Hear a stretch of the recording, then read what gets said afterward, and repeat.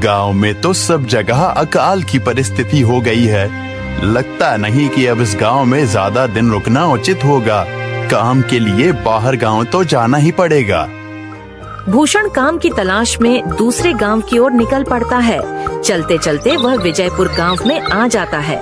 वहां उसका रहने का कोई ठिकाना नहीं था और उसके पास कोई काम भी नहीं था। चलते चलते वह एक अमीर किसान जगत सेठ के पास आ पहुंचता है। सेठ जी, मैं भूषण दूसरे गांव से आया हूँ। हमारे गांव में अकाल की परिस्थिति हो गई है। लोगों के खेत सूखे पड़े हैं। गांव में बूंद बूंद पानी के लिए लोग तरस रहे हैं। अगर मुझे आपके पास कुछ काम मिल जाएगा तो बहुत कृपा होगी बड़े भाई। अरे रे, लगता है तुम्हारी हालत बहुत खस्ता हो गई है। ठीक है, वैसे मेरे पास एक काम तो है, पर लगता नहीं कि तुम वो कर पाओगे। सेठ जी, आप चिंता ना करें। मुझे आप कोई भी काम दे सकते हैं। मैं वो काम पूरी मेहनत और ईमानदारी से करूँगा। अच्छा ठीक है भूषण, तो कान खोल कर सुन लो। मेरे पास 50 गायें और 50 भैंसें हैं। तुम्हें हर रोज उन जानवरों का गोबर निकालना होगा और रोज सुबह शाम उन्हें चारा पानी देना होगा। महीने के आखिर में तुम्हें इस काम के लिए 200 रुपए मिलेंगे। और हाँ, 2 वक्त का खाना भी हमारी तरफ से मुफ्त दिया जाएगा। बोलो, क्या तुम ये काम कर पाओगे? अरे बाप रे, 50 गाय और भैंसों को संभालना आसान काम नहीं है। पर अब मैं कुछ कर भी तो नहीं सकता, और ऊपर से सेठ जी 2 वक्त का खाना भी दे रहे हैं। ठीक है सेठ जी, मैं ये काम कर लूंगा, पर एक विनती है। हाँ बोलो भूषण, क्या बात है? सेठ जी, अगर आपको समस्या ना हो तो क्या मैं आपके गायों के साथ गौशाला में रह सकता हूँ? सेठ जी, मैं इस गांव में नया हूँ। मेरा रहने का कोई ठिकाना नहीं है। जग्गा सेठ थोड़ी देर तक सोचता है और भूषण को ऊपर से नीचे तक देखने के बाद उससे कहता है, ठीक है भूषण, तुम गौशाला में रह सकते हो। जी धन्यवाद सेठ जी। तब से भूषण गौशाला में रहकर अपना काम करने लगता है। वह रोज जल्दी उठकर गाय और भैंसों का गोबर निकालता, उन्हें चारा डालता और समय पर पानी भी पिलाता था। हर रोज भूषण अपना काम ईमानदारी और पूरी मेहनत से करता था। जगत सेठ को भी भूषण का काम बहुत पसंद आने लगा, क्योंकि वह अपना काम सफाई से करता था। एक दिन जगत सेठ भूषण को बुलाकर उससे बोलता है, भूषण, मुझे तुम्हारा काम बहुत पसंद आया है। तुम गाय और भैंसों का अच्छा ख्याल रख रहे हो, इसलिए दूध की गुणवत्ता भी बढ़ गई है और गायें पहले से ज्यादा दूध भी दे रही हैं।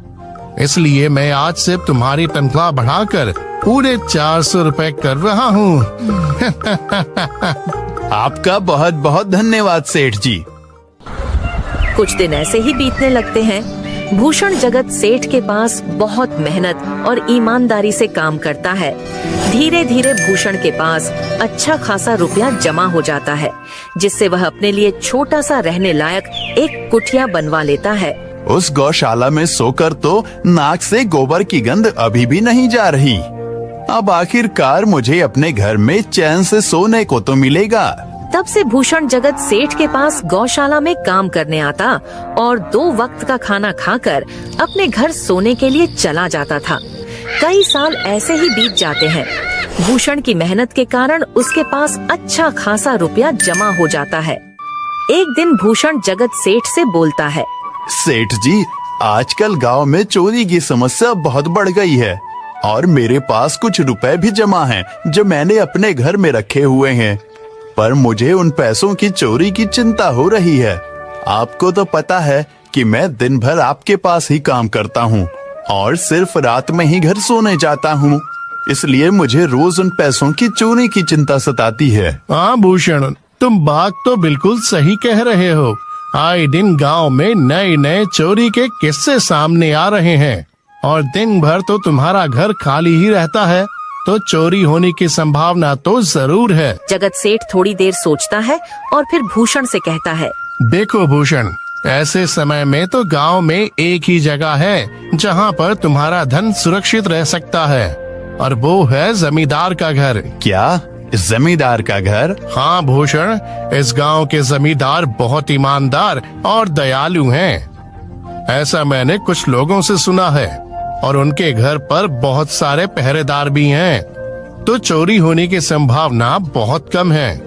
तुम अपने पैसे उनके पास रख सकते हो। अच्छा, ऐसा है क्या सेठ जी? ठीक है, फिर आज ही मैं जमींदार जी से मिलकर बात करता हूँ और उन्हें अपनी समस्या बताता हूँ। उस दिन भूषण जमींदार जी के घर उनसे बात करने जाता है। हे टूडको, कहाँ अंदर आए जा रहे हो? वहीं रुक जाओ। जी, मुझे जमींदार जी से मिलना है। मुझे उनसे कुछ काम है। क्या काम है तुमको उनसे? मुझे जरा बताओ। जी, मुझे कुछ पैसे रखवाने थे उनके पास, यही काम के लिए आया था मैं। अच्छा ठीक है, तुम अंदर जा सकते हो। नमस्ते जमींदार जी, मैं भूषण जगत सेठ के यहाँ काम करता हूँ। कुछ साल पहले ही मैं दूसरे गांव से यहाँ आया हूँ। अच्छा भूषण, बोलो तुम्हारा क्या काम है मेरे पास? जमींदार जी, मैं सालों से जगत सेठ के पास काम कर रहा हूँ और मैंने कुछ रुपए भी जमा कर लिए हैं, पर बात यह है कि गांव में चोरी की समस्या बहुत बढ़ गई है, तो मुझे अपने रुपए घर में रखने से डर लग रहा है। अच्छा, कितने रुपए जमा किए हैं तुमने? जमींदार जी, यही कोई 5 से 6 हजार रुपए होंगे मेरे पास। वाह, ये तो बड़ी रकम है। मैंने आपकी ईमानदारी के बारे में लोगों से बहुत सुना है, इसलिए मैं अपनी रकम आपके पास कुछ वक्त के लिए रखने आया हूँ। हाँ भूषण, तुमने बिल्कुल सही सुना है। तुम्हारी रकम मेरे पास पूरी तरह से सुरक्षित रहेगी। तुम अब चिंता ही छोड़ दो, मैं सब देख लूंगा। भूषण अपने पैसों की थैली जमींदार को दे देता है। ये पूरे 5,800 रुपए हैं, आप गिनकर देख लीजिए। गिनने की क्या जरूरत है? तुम तो जगत सेठ के आदमी हो, मुझे तुम पर पूरा विश्वास है। जमींदार जी, आपका बहुत बहुत धन्यवाद। अब मुझे चोरों का कोई डर नहीं है, क्योंकि मेरे पैसे सुरक्षित हाथों में हैं। अरे भूषण, कोई बात नहीं, धन्यवाद तो मुझे बोलना चाहिए, जो तुम मेरे पास आए अपने रुपए रखने के लिए। भूषण अपने पैसे जमींदार को देकर अपने घर चला जाता है। हाँ भूषण, तुम्हारे पैसे मेरे हाथों में ही अच्छे लगते हैं। ऐसे ही भूषण ईमानदारी और मेहनत से जगत सेठ के यहाँ काम कर रहा था। देखते ही देखते 2 साल ऐसे ही बीत जाते हैं। एक दिन भूषण सोचता है, अब बहुत साल हो गए जगत सेठ के यहाँ काम करते हुए। वैसे सेठ जी तो बहुत अच्छे इंसान हैं, पर सोच रहा हूँ कि खुद की जमीन लेकर उस पर मेहनत करूँ, तभी मैं बड़ा आदमी बन सकता हूँ। अब जो मेरे पास थोड़े कुछ पैसे हैं और जो जमींदार के पास कुछ पैसे संभालने के लिए दिए हैं, वो जमा करके थोड़ी जमीन खरीद लूंगा। आज ही जमींदार से मिलने जाता हूँ और अपने रुपए मांगता हूँ। ये सोचकर भूषण जमींदार जी के घर चला जाता है। जमींदार जी, मैं अपने रुपए वापस लेने आया हूँ। आपके पास मैंने 5,800 रुपए दिए थे संभालने के लिए। अरे भाई साहब, मैंने पहचाना नहीं आपको, वैसे कौन हो आप? अरे जमींदार जी, मैं भूषण हूँ। पिछले साल मैंने आपको पैसे संभालने के लिए दिए थे, याद आया कुछ? अरे भाई साहब, मेरे पास कितने सारे लोग आते जाते हैं पैसे रखने के लिए, और सभी के साथ मेरा अच्छा व्यवहार होता है। वैसे आपके पास कोई कागजात हैं क्या? क्योंकि मैं हर व्यक्ति से कागज पर ही व्यवहार करता हूँ। किसने कितने पैसे दिए, किसके कितने पैसे रखे हैं, सबका व्यवहार रहता है मेरे पास। जमींदार जी, ये आप क्या बात कर रहे हैं? आपकी ईमानदारी देखकर ही मैंने आपको पैसे दिए थे संभालने के लिए, और आप अब ऐसी बातें कर रहे हैं। कृपया करके मेरे पैसे मुझे वापस कीजिए। हाँ भूषण, मैं ईमानदारी से ही काम करता हूँ, इसलिए तो तुमसे मैं डॉक्यूमेंट्स मांग रहा हूँ। क्या तुम्हें पता नहीं, जब तुम किसी से पैसों का व्यवहार करते हो तो तुम्हें स्टाम्प पेपर पर लिख कर देना पड़ता है। तुम किसी से भी पूछ सकते हो। नहीं जमींदार जी, मैं आपके पैर पड़ता हूँ, कृपया करके मेरे रुपए मुझे दे दीजिए। बड़ी मेहनत से मैंने वो पैसे जमा किए थे, मुझ पर ऐसा अन्याय ना करें। अरे क्या ये झूठ मूठ का रोना धोना लगाया है? लगता है तुम ढोंगी हो और मेरी ईमानदारी और भोलेपन का फायदा उठाकर मुझसे ये रुपए लेने आए हो। रुक, तुझे अभी सबक सिखाता हूँ। जमींदार अपने आदमियों को बुलाकर भूषण की पिटाई करने को कहता है। इसे तब तक मारो जब तक ये बेहोश ना हो जाए। इस 2 कौड़ी के आदमी ने मेरी ईमानदारी पर सवाल उठाया है, इसे छोड़ना मत। जमींदार के आदमी भूषण को डंडे से खूब मारते हैं। फिर भूषण दुखी होकर अपने घर चला जाता है। भूषण के शरीर पर घाव के निशान स्पष्ट दिखाई दे रहे थे। 2 दिन से भूषण घाव के दर्द के कारण जगत सेठ के घर काम के लिए नहीं जा पाता है। इसलिए अगले दिन जगत सेठ भूषण के पास आ जाते हैं। वह देखते हैं कि भूषण खाट पर सो रहा है और वह बड़ा ही चिंता में नजर आ रहा है। भूषण भाई, तुम 2 दिन काम पर नहीं आए, क्या हुआ भाई? तबीयत ठीक है ना तुम्हारी? कुछ समस्या है क्या? अरे सेठ जी, आप खुद यहाँ आए हो। आप खबर भिजवाते तो मैं खुद चला आता। अरे भूषण, कोई बात नहीं, तुम्हें देखकर लगता है तुम बीमार हो। क्या हुआ है तुम्हें? जगत सेठ, क्या बताऊं, जिस जमींदार के पास पिछले साल मैंने अपने पैसे संभालने को दिए थे, वो आज मुझे पैसे वापस नहीं करना चाहता। वो बहुत लालची इंसान है, वो लोगों को ठग रहा है।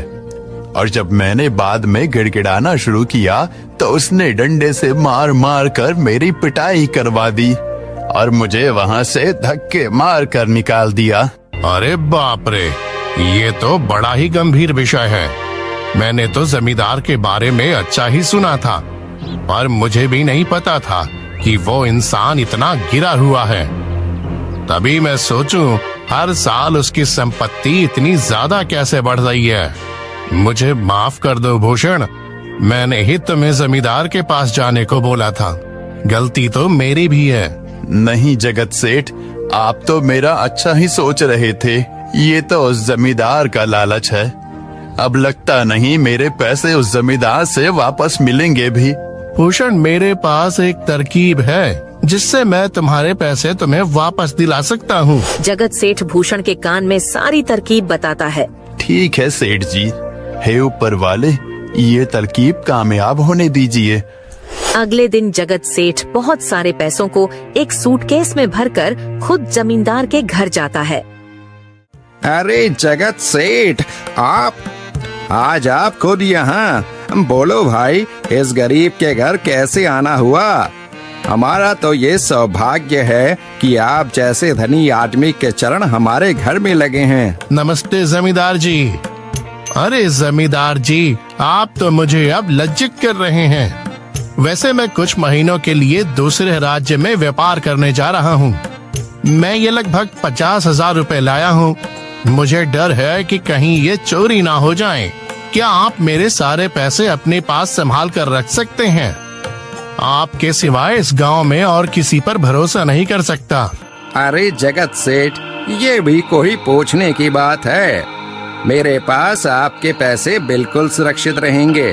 आप निश्चित होकर व्यापार करने जा सकते हैं। इस बार तो बड़ी मछली हाथ लगी है। बार बार ऐसा मौका नहीं मिलता। भारी माल हाथ में लगने वाला है। तभी वहाँ पर भूषण आ जाता है।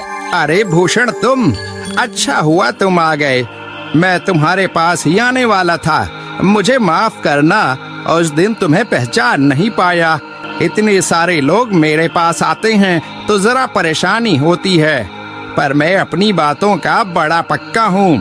हाँ रुको, मैं तुम्हारे सारे पैसे अभी देता हूँ। जमींदार भूषण के सारे पैसे उसे लौटा देता है। माफ करना भूषण, मेरे आदमियों ने तुम्हारे साथ उस दिन बदतमीजी की। मैं आज ही उनको काम से निकालता हूँ। भूषण बिना कुछ बोले वहाँ से चला जाता है। अरे क्या बात है जमींदार जी, आप तो अपने बातों के बहुत पक्के हैं। तो ठीक है, मैं अपने सारे पैसे आपके पास रख सकता हूँ। जगत सेठ इतना बोल ही रहा था कि तभी वहाँ जगत सेठ का नौकर आ जाता है। मालिक, अब आपको बाहर के राज्य में जाने की कोई जरूरत नहीं है। अभी अभी व्यापारियों का संदेश आया है और उसने कहा कि वो खुद हमारे गांव आ रहे हैं। अरे ये तो बहुत बढ़िया बात हुई। अब मुझे इतनी दूर नहीं जाना पड़ेगा। सुन रहे हो जमींदार जी, व्यापारी यहाँ आ रहे हैं। अब मुझे नहीं लगता कि ये पैसे आपके पास रखने का कोई मतलब होगा। चलो, आपका बहुत बहुत धन्यवाद। आपने इतनी ईमानदारी दिखाई मुझे। हाँ, पर अगली बार जरूर आपके पास ही आऊंगा। ऐसा बोलकर जगत सेठ और उसका नौकर वहाँ से अपने पैसे लेकर चले जाते हैं। धत तेरी की, ये क्या हो गया? ये 50,000 तो चले गए और जो भूषण के 5,800 रुपए हड़प लिए थे वो भी चले गए। आपका बहुत बहुत धन्यवाद सेठ जी। अगर आज आप ना होते तो मेरी सारी जमा पूंजी वो जमींदार हड़प लेता। भूषण, कोई बात नहीं। जो व्यक्ति मेहनत और ईमानदारी से कमाता है, ऊपर वाले उसका कभी बुरा नहीं होने देते, और जो हराम की कमाई का खाता है उसका कभी अच्छा नहीं होने देते।